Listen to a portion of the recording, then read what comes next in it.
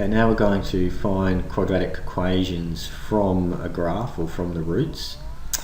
The first one is if it has roots 1 and 2, what's all the quadratic equations that can be expressed from that.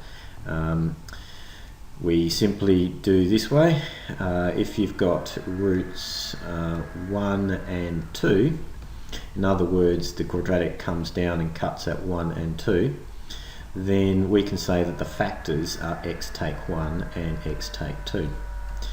Now in general, in general form we can put an a out the front because any number out the front won't affect the roots, they'll still be 1 and 2. So that's the general function. They're asking for the general equation, which is 0 equals a, x take 1, x take 2.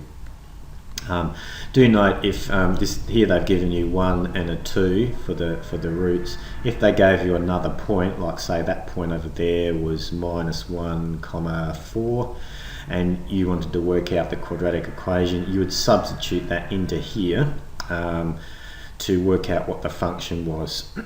So for example, using this one here, you'd put 4 where y is, and you'd put -1 where x is, and you could easily solve that for a. But that's not the question here.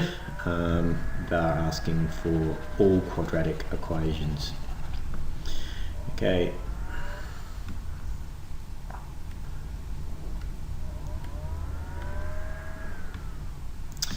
So you can have a go at some of these. That's pretty straightforward. And here are all the answers to 1J1, 1. We can see the A is out the front of all of them because it's in generic form.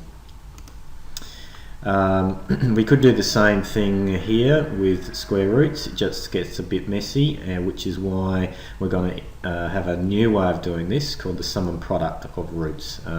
It'll make this one a little bit easier. Now the sum and product, this is the rule that the sum of the roots is minus b on a, and the product of the roots is c on a. There's a proof there that explains why that's the case. However, we're going to use it, and to use it you actually place it into the quadratic equation like this. It's x squared minus the sum x plus the product, and I'll just explain that now. The sum of the roots is equal to minus b on a, and the sum of the roots is alpha plus beta. The product of the roots is equal to c on a, and that's alpha times beta. Now normally our quadratic equation is ax squared plus bx plus c. That's the general form of our quadratic equation. What we're now being introduced to is x squared, x squared minus the sum x plus the product. Now if we put in derivations here, that's the same as x squared minus, now the sum is minus b on a, and the product is c on a. So if we multiply that out, a multiplied by this, we will get ax squared. Now the minus and minus is a plus, a times a cancels an a, so that gives plus bx, and the a times c on a gives us our plus c. So that's why we're getting the exact same quadratic equation as the general form. Now in a function, it's y equals all of that.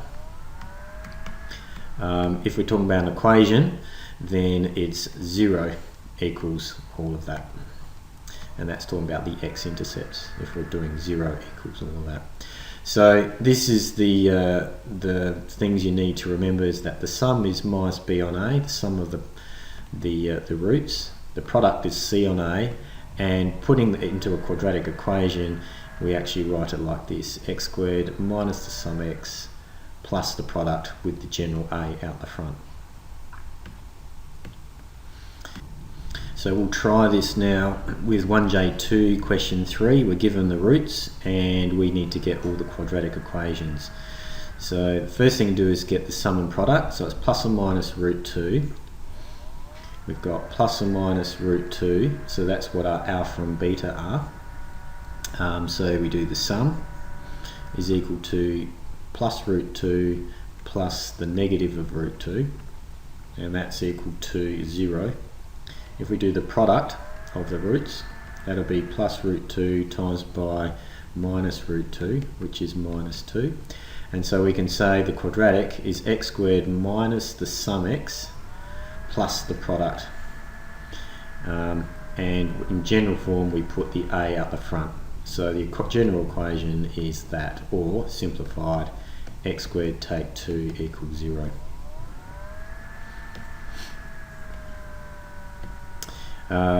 You can do other ones, so it's exactly the same way. You've got some square roots, you've got some i's here, so just try the sum and product and put them in the same way and just check the answer.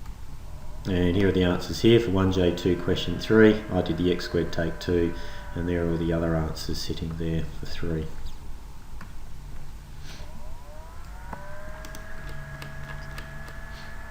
Okay, and we've also got, this is a slightly different worded question, question 4. 3 is a root, find p and the other root. So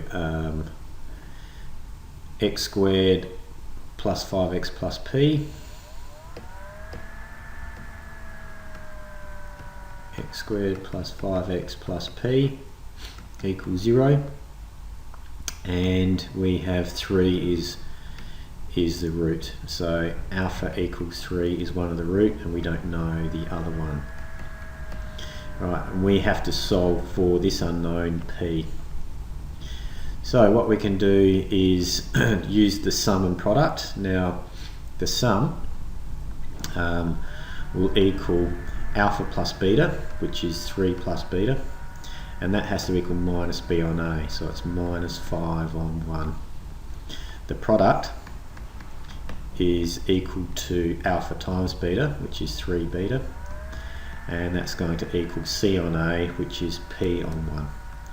So if we look at this equation here, we can easily see that b has to be minus 8, and that agrees with this one also, because 3 times, and so if b is minus 8, that means we can plug it into the second one down here.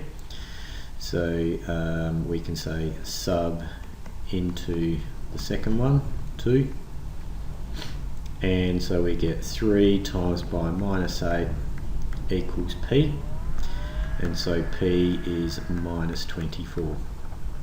Okay, so we've just found the other root, which is minus 8, and we've also found the unknown p value. Okay, so I've done one. There's only one other one sitting there, so you have a go at that one.